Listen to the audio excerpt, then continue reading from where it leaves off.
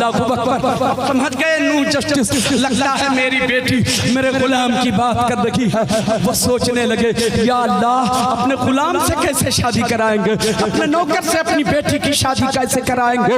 मैं कहा अपने वक्त का बहुत बड़ा धनी, अपने वक्त का मालदार मेरे लेवल का है भी नहीं, ये तो मेरे गुलाम है, ये तो मेरा नौकर है, ये तो मेरी गुलामी करता है। वो कहने लगा मेरी बेटी ये तेरा नौकर न है, ये तेरा गुलाम न है, ये तेरा चाकर न है, ये तेरे कपड़े धुला करता है, तेरे बर्तन धुला करता है, तेरे काम आया करता है, तेरे इशारे पे गर्दिश किया करता है, तेरे पीछे पीछे चला करता है, ये तेरा नौकर है बेटी। तू उसे गुलाम को अपना शौहर कैसे बनाना चाहती हो। वो कहती है ऐ मेरे अब्बू तू उसकी गुलामी देख रहे हो, तू उसकी गुलामी देख रहा है, तू उसकी चाकरी देख रहा है, तू उसके कपड़े के धुलने को देख रहा है, तू उसके बर्तन मलने को देख रहा है। ऐ मेरे अब्बू तेरी नजर कुछ और देख रही है, मेरी नजर कुछ और देख रही है। ऐ मेरी बेटी वो तो बड़ा गरीब है, वो तो निहायत गरीब है, वो तो मफलूकुल हाल है, वो इंसान मफलूक है, वो इंसान मुफलिस है, वो इंसान लाचार मजबूर है, वो तो तेरा गुलाम है। ऐ मेरी बेटी उसकी गरीबी नहीं देख रही हो, उसकी मुफलिसी नहीं देख रही हो, उसकी लाचारी नहीं देख रही हो। जवाब सुनो ऐ मेरे अब्बू आपकी नजर उसकी गुर्बत पे है और मेरी नजर मुबारक पे उतरने वाली खुदा की रहमत पे है। खुदा की नारे तकबीर, नारे रिसालत, मसलके आला हजरत। आपकी नजर उसकी गुर्बत देख रही है, मेरी नजर खुदा की रहमत देख रही है। अल्लाह ए बेटी तो तेरा अटल फैसला। हाँ अब्बू मेरा फैसला यही है, गुलाम है तो है मेरी बेटी, गुलाम तो गुलाम है ना, नौकर तो नौकर है ना। समाज में गुलाम का होना ऐब माना जाता है, नौकर का होना ऐब माना जाता है। अगर तेरी शादी मैंने नौकर से करा दी, अपने गुलाम से तेरी शादी करा दी तो समाज के लोग क्या कहेंगे, समाज के लोग क्या कहेंगे। मेरी बेटी मेरे नाम पे लोग थू करेंगे। ए मेरी बेटी मुझे समाज में इज्जत है, मेरी समाज में इज्जत है। तुम अपने एक नौकर से शादी की बात कर रही हो। बेटी जवाब देती है अब्बू अगर समाज में गुलाम का होना ऐब माना जाता है तो अपना गुलाम को गुलामी से आजाद कर दो, मगर शादी नमाजी से करा दो, शादी नबी के गुलाम से करा दो। वाह आजाद करा दो, वाह अपने गुलाम को गुलामी से आजाद कर दो, फिर मेरी शादी नबी के गुलाम से करा दो। सुभान अल्लाह। सोचने लगे सर नीचे कर लिया। अब्बू क्या सोच रहे हैं, तवज्जो है आपकी? 5 मिनट टाइम देंगे आप? सुभान अल्लाह। क्या कहा अब्बू, क्या सोच रहे हैं? बेटी सोच रहा हूं।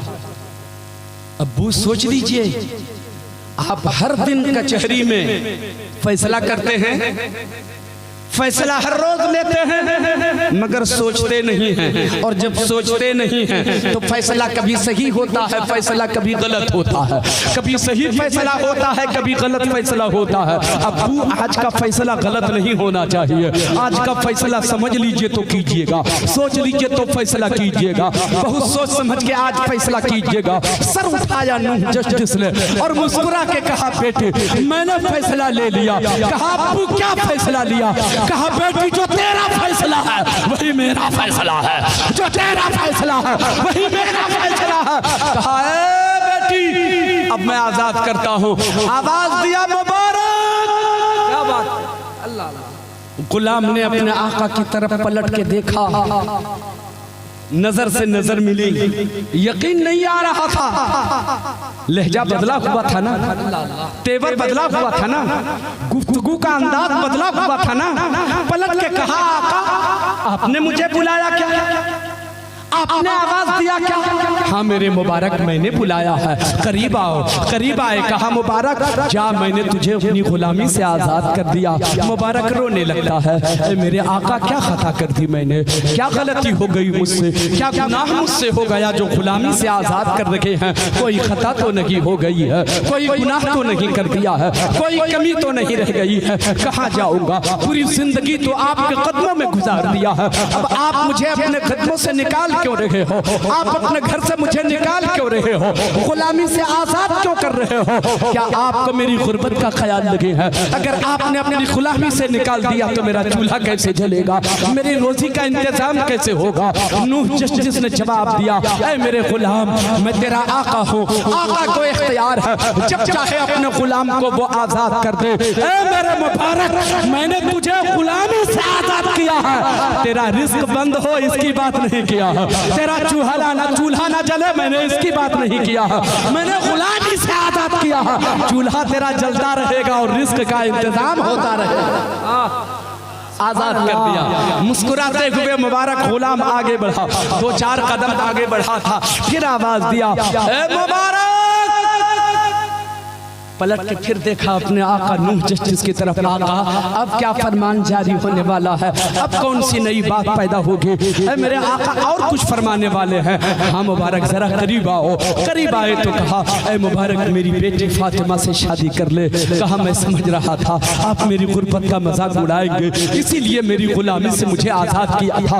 आप मेरी लाचारी का मजाक उड़ाएंगे, आप मेरी गुर्बत का मजाक उड़ाएंगे। कहा आपकी बेटी फातिमा फर्श मखमल पे चलने वाली, कहा गरीबी, आप मेरी गरीबी का मजाक उड़ा रखे हैं। कहा ऐसे शादी होगी, ऐसा तो कहीं रिश्ता ही नहीं हुआ है, आपकी बेटी से शादी नहीं। मेरे गुलाम मैं तेरी गुर्बत का मजाक नहीं उड़ा रहा हूँ, मैं सच्ची बात कह रहा हूँ। मेरे आका अगर ये बात सच्ची है तो फातिमा को भी सोचना चाहिए कि वो कहाँ रहेगी। मेरे पास रहने का मकान नहीं है, एक छोटी सी झोपड़ी है, फूस का छप्पर है, मेरे पास कोई बेड नहीं है, टूटी हुई चटाई है, उस पे मैं जमीन पे लेट जाया करता हूँ। मेरी गुर्बत फातिमा ने नहीं देखा है, फातिमा मेरे घर कैसे रह सकती है? कोई मेल की नहीं है, कोई मेल की नहीं है, कैसे ये रिश्ता निभ सकता है? कहा वो तो बात अलग की है, मगर फातिमा ने तुझे पसंद किया है। कहा अगर फातिमा ने मुझे पसंद किया है तो बुलाइए फातिमा को, मैं फातिमा से बात कर लेता हूँ। अल्लाह अकबर। जब फातिमा को बुलाया गया है, ऐ फातिमा बताओ तुमने मुझसे शादी का फैसला सचमुच कर लिया है? हाँ मैंने सचमुच फैसला कर लिया है। आखिर क्या मामला है? मैं तो तेरा गुलाम हूँ ना, मैं तेरा नौकर हूँ ना, तेरे कपड़े धुला करता हूँ, तेरे बर्तन साफ किया करता हूँ, तेरे काम किया करता हूँ, मैंने तेरी गुलामी में जिंदगी गुजार दी है। क्या तूने मेरी गुर्बत नहीं देखा है? सोने के लिए बेड भी नहीं है, आराम के लिए मेरे घर तेरे लिए बिस्तर भी नहीं है, मेरे घर तेरा बसेरा कैसे हो सकता है? क्या तूने मेरी गुर्बत नहीं देखा?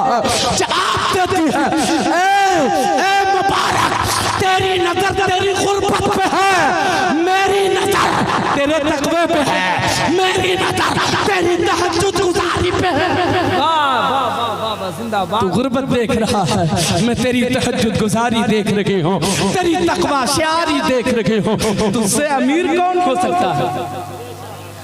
तुझसे बड़ा रईस कौन हो सकता है? आए ऐ फातिमा अगर ये बात है तो चल फिर मैं राजी हूँ। निकाह की मजलिस सजती है, अब खत्म कर रहा हूँ। निकाह की मजलिस सजती है और निकाह के बाद फिर महफिल इख्तिताम की मंजिल से गुजरती है, रुखसती होती है फातिमा की। कौन फातिमा? नूह जस्टिस की बेटी फातिमा, एक रईस की बेटी। रुखसत हो रही होती है, रुखसत अपने बाप के घर से चली है, एक गरीब मुबारक के घर पहुंचती है। रात का वक्त है, आखिरी मरहले से मैं गुजर रहा हूँ। अब आप मेरा जुमला मिस मत होने दीजिए। उलमाए किराम की खुसूसी दुआएं चाहता हूँ मैं।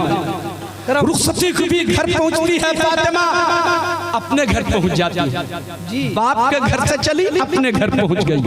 रात का वक्त है, फातिमा टूटी चटाई पर लेटी अपने शौहर का इंतजार कर रही है। अब आएगा मेरा शौहर, अब आएगा मेरा दूल्हा, अब आएगा मेरी जिंदगी का साथी, हक़ ज़ौजियत अदा करेगा, दो पाकीज़ा दिलों का मिलन होगा। शादी की पहली रात का जो मंजर होता है, जो कशिश और जो इंतजार के लम्हे होते हैं, वो किसी से छुपे हुए नहीं हैं, इंतजार कर रही है। मुबारक है तहज्जुद गुजारी में लगा है, मुबारक है कुरान की तिलावत में लगा हुआ है, मुबारक है तो गाना अदा करने में लगा है। आधी रात गुजरने के बाद अपनी बीवी के करीब पहुंचा, बगल में लेट जाता है, टूटी चटाई है, इंतजार कर रही है, अब हक अदा किया जाएगा, हक ज़ौजियत अदा करेगा, अब दो पाकीज़ा दिलों का मिलन होगा। मगर क्या बताऊं, प्यार मोहब्बत की बातें चलती रही, रात बातों बातों में खत्म हो जाती है। सोचा फातिमा ने शायद मेरा शौहर बड़ा थका मांदा था, आज शादी की पहली रात थी, थका मांदा शौहर था, इसलिए हक अदा न किया। आने वाली जो रात है वही मेरे लिए शादी की पहली रात होगी।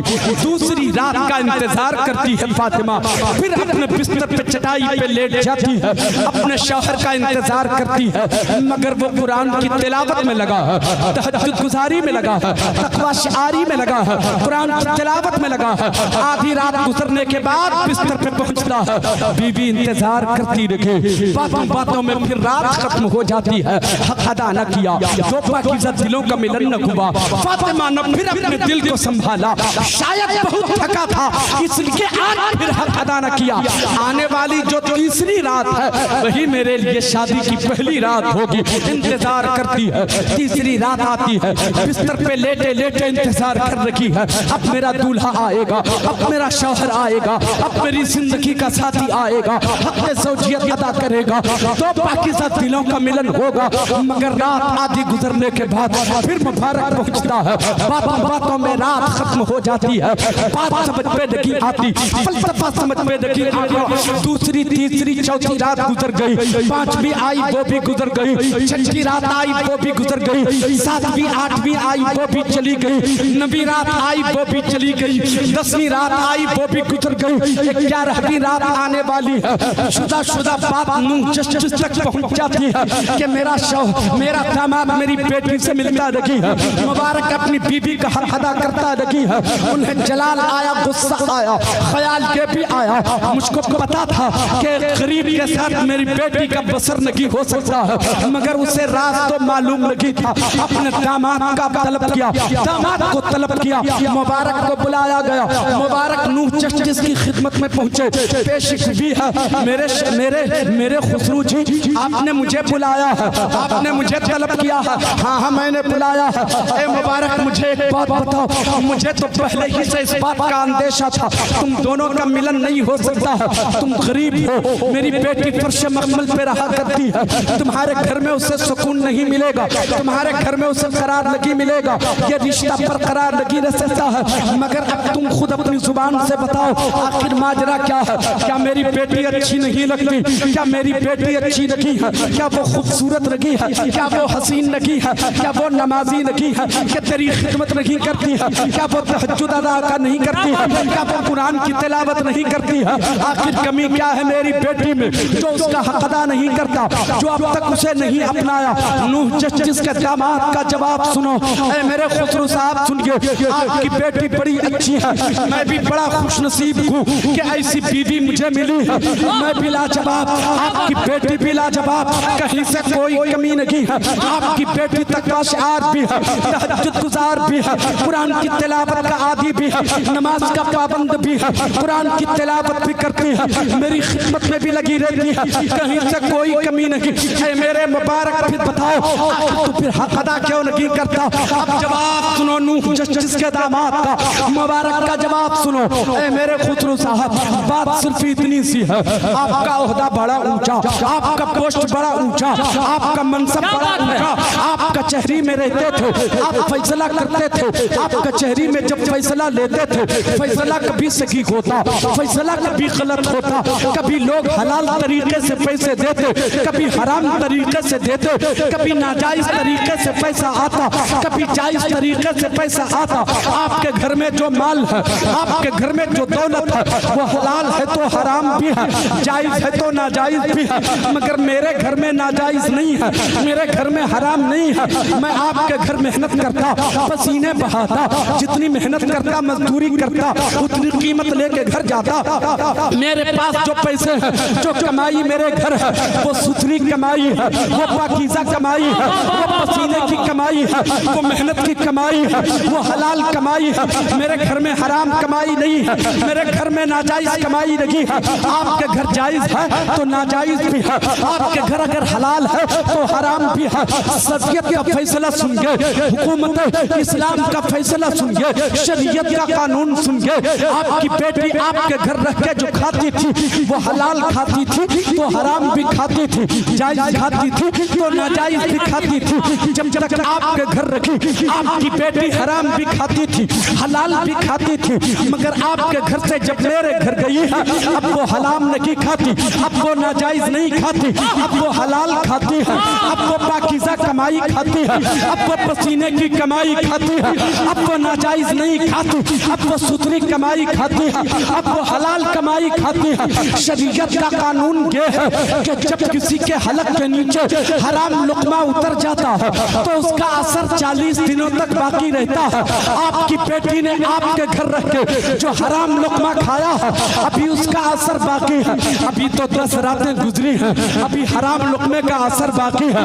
अब मेरे घर गई है, हलाल खा रखी है, जायज खा रखी है, सुथरी कमाई खा रखी है, अभी 10 रातें गुजरी हैं, अभी 10 गुजरी है, 11 भी गुजरेगी, 12 भी गुजरेगी, 30 भी गुजरेगी, 39 भी गुजरेगी। जब 40 रातें गुजर जाएंगी, 40 रातें गुजर जाने के बाद हलाल लुक़मे का हराम लुक़मे का असर जब खत्म हो जाएगा तब मैं अपनी बीवी का हक अदा करूंगा, तब मैं अपनी बीवी का हक अदा करूंगा, तब तो पाकीज़ा दिलों का मिलन होगा। और जब हराम लुक़मा असर खत्म होने के बाद हक ज़ौजियत अदा करूंगा तब नुतफ़ा करार पाएगा। फिर 9 महीने गुजरेंगे, 9 महीने गुजरने के बाद फिर बेटा पैदा होगा, और जब बेटा होगा तो बेनमाजी नहीं होगा, पैदा होगा तो तहज्जुद गुजार होगा, तक़वाशार होगा, वक्त का नमाज़ी होगा, वक्त का वली कामिल पैदा होगा। नारे तकबीर, नारे रिसालत, मसलके आला हज़रत। वाह वाह वाह। हज़रात, जो वक्त मिला था उससे 10 मिनट ज्यादा हो गया, इसलिए मैं माजरत चाहता हूँ, बात भी मुकम्मल नहीं हो पाई है, लेकिन 2 मिनट में अपनी बात खत्म कर देता हूँ किसी नतीजे पर पहुँचा करके। हजरत गिरामी, जब 9 महीने, जब 40 रोज गुजरे, हक अदा किया गया, नुतफ़ा करार पाया, फिर 9 महीने फातिमा ने अपने बतन में उस बच्चे को संभाला, और 9 महीने गुजरने के बाद फिर एक बेटा पैदा हुआ। पूरा मजमा बोलिए, एक बेटा पैदा हुआ। बेटे का नाम अब्दुल्ला रखा। बेटे का नाम अब्दुल्ला रखा। कौन अब्दुल्ला? फातिमा का बेटा अब्दुल्ला। कौन अब्दुल्ला? मुबारक का बेटा अब्दुल्ला। कौन अब्दुल्ला? जिसके बाप ने फातिमा को हलाल खिलाया वो अब्दुल्ला। कौन अब्दुल्ला? जिसकी माँ ने हलाल खाया वो अब्दुल्ला। कौन अब्दुल्ला?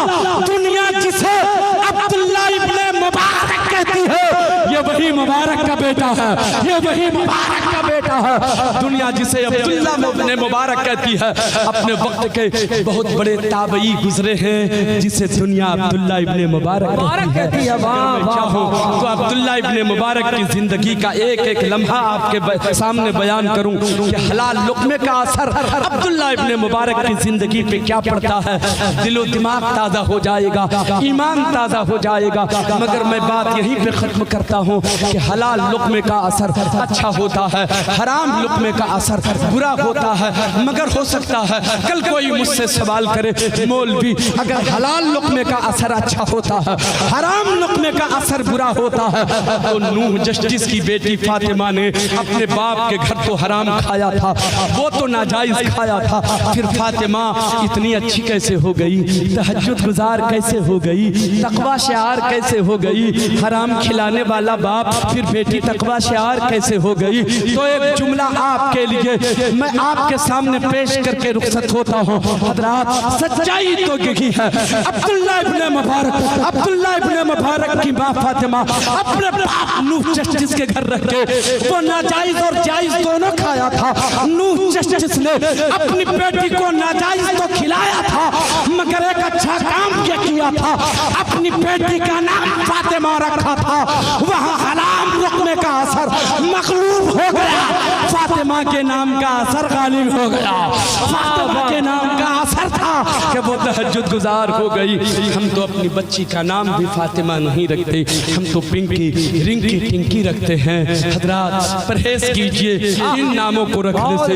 अपनी बेटी का नाम फातिमा रखिए, कनीस फातिमा रखिए, ज़ैनब रखिए, उम्मे कुलसूम रखिए, तो फिर आपकी बेटी भी इंशाअल्लाह तबारक व तआला तहज्जुद गुजार होगी, तकवा शार होगी। मैं आपसे ये कह के रुखसत होना चाहता हूँ। और नौजवान दोस्तों, हलाल लुक़मा खुद मेहनत की कमाई से हासिल कीजिए, खुद भी हलाल खाइए, अपने बच्चों को हलाल खिलाइए और हराम से बचिए, ताकि आपके बच्चे रास्ते से बिगड़ न सकें, रास्ते से बहक न सकें। अल्लाह तबारक व तआला हम सबको अच्छे अमल की तौफीक और रफ़ीक अता फरमाए। आप हलाल लुक़मा खाएंगे तो तबलीग की ज़रूरत फिर नहीं पड़ेगी, कहने की ज़रूरत नहीं पड़ेगी कि सच बोलो, नमाज पढ़ो, जुगलखोरी मत करो। हलाल लुक़मे का असर ये होता है, हलाल लुक़मा खुद ही तबलीग करता है। जब हलक के नीचे हलाल लुक़मा उतरेगा तो वो खुद ही नमाजी बना देगा इंसान को। हलाल लुक़मा खुद ही इंसान को शरीयत का पाबंद बना देगा। हलाल लुक़मा खुद ही इंसान को राह रास्त पे ला देगा। इसलिए हलाल खाने की ज़रूरत है। इस्लाम में रिज़्क़ हलाल की अहमियत ये है कि रिज़्क़ हलाल खाओ और अक्ले हलाल और सिद्क़े मकाल, सच बोलते जाओ, हलाल खाते जाओ। एक न एक दिन इंशाअल्लाह हम गौस तो नहीं बनेंगे, गौस के गुलाम ज़रूर बन जाएंगे इंशाअल्लाह। मैंने जो कुछ कहा कहीं पर कहने में कोई लफ्ज़ कोई खता हो गई हो तो मौला की बारगाह में अपनी खताओं से तौबा करता हूँ। या अल्लाह मेरी खताओं को मुआफ़ फरमा, मेरी तौबा को कबूल व मकबूल फरमा। अस्तग़फिरुल्लाह रब्बी मिन कुल्लि ज़ंबिन व अतूबु इलैह। ला इलाहा इल्लल्लाह। आप भी पढ़ लीजिए, ला इलाहा इल्लल्लाह मुहम्मदुर रसूलुल्लाह।